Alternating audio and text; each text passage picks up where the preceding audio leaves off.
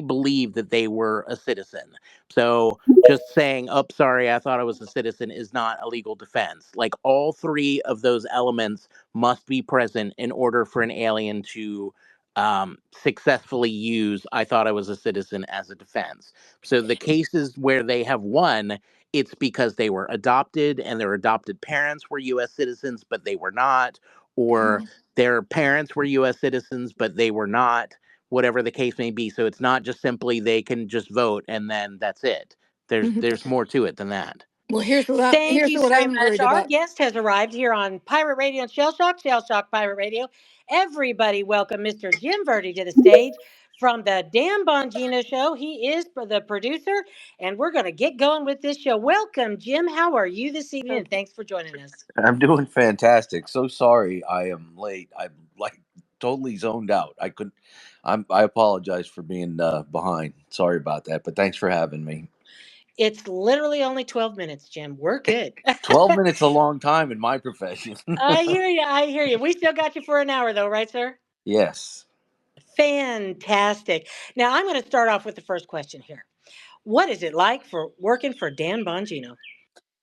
Well, it's funny that you phrase it that way because when I first got the job, so to speak, and we had our first phone call ever, the first thing that he told me was, if you ever feel like you're working for me and not with me, then you should quit because I'm doing it wrong. So it's really, I mean, I like to say we're working together. We work with each other, and that's the way he wants it. That's the way he phrased it. So that being said, it's been an unbelievable experience. He's been really really good at letting me participate and contribute in the show in any way that I want. He's been very collaborative. It hasn't been a "this is the way we're doing it" kind of thing. So he's a really really good person. I don't know how many people realize that he's very real. Everything that you hear him is the same way you would hear him off the air. He's just that's who he is, and he's a very good man. I'm proud to know him, and I'm proud to be working with him. What are some of the things that you do, Mr. Jim? Well, um, so on a daily basis, Dan will send what he wants to talk about. He comes up with the content that he wants to talk about. Lately, though, he's been asking for segments, just random segments on anything. So I and the members of the podcast team will send him things that we think would be interesting to talk to him about. And after working for him or with him for about 3 years, I kind of know what's in his wheelhouse, what he likes to talk about.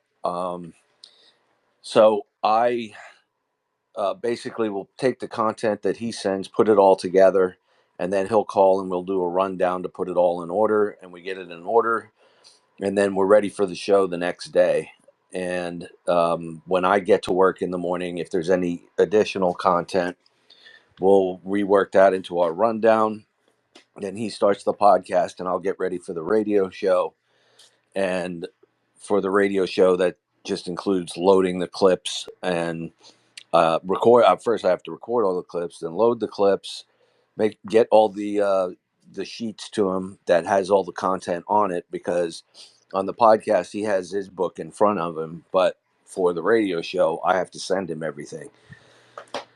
So it's a bit different. And then I'm running the radio show. I'm playing all the content. I'm playing any kind of music you hear or sound you hear. Uh, that's what gets put together. And the other thing that I like to do, that he lets me do, is come up with a lot of parodies and creative ideas. I've done a lot of different parodies. I do, like the one we have daily going now is Today in Joe Biden. We go down, the myriad things that Joe Biden is doing during the day, which is typically nothing, and that's what we're trying to demonstrate. So um, that's kind of sums it up, I guess, succinctly.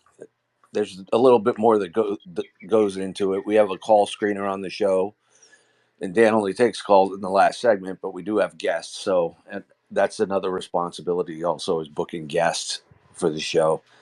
And it's been, since a lot of people want to come on, that's hasn't been the most difficult part of this, producing it, because it is a lot for a lot of other people, because it's hard to get guests a lot, but there's a lot of people that want to come on Dan's show, so that kind of makes it easy. I kind of want to come on Dan's show. So if you'll put a little bug in his ear, for me, if that's okay. Okay. What kind of numbers do you guys look at on the daily? Is it pretty steady, or is it kind of up and down depending on the news day, or what is that like for you? These numbers, what kind of What do you numbers mean? you looking at? Well, what do you mean by numbers? Your viewer numbers. Audience. So on the podcast, he's getting anywhere.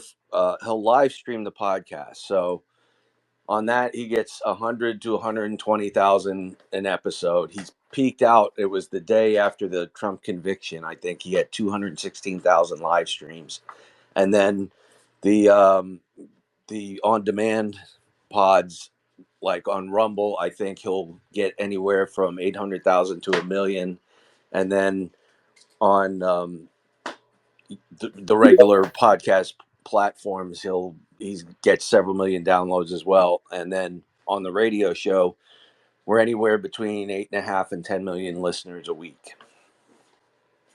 Holy wow!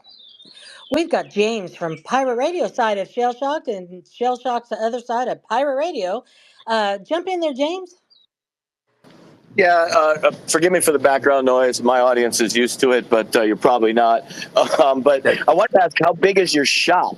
Because the way you describe your job functions, it sounds like you're a one-man band. Do you have other people helping you, or are you doing all of this? No, that's the funny thing, is we always talk about that, because Dan's gone and done shows like Crowder and Tim Pool's podcast, and they have these, teams of 20, 25, 30 people. And basically for the podcast, it's Guy, but now they've got a couple other guys. They've got Justin, the intern, who's in for the summer, but I'm trying to convince the kid that he needs to be full time. But so you got Guy, Justin, and then Dan just hired Avita Duffy and her husband, and that's all podcast related. And then for the radio show, it's me and Mike Sacco. Mike is the call screener and co-producer. So it's a really small operation. It really is kind of just us.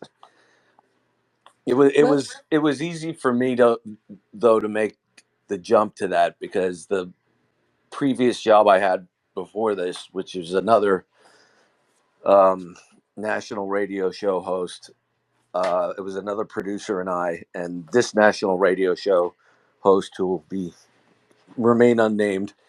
He didn't really want to put a lot of effort into preparing the show. So basically, me and this other guy, Rob, had to prepare the show, and many times it wouldn't get used. So, but it was a good practice for us to be able to prepare a lot of material very quickly, um, and I think it taught some valuable skills, regardless of how it was working on that show.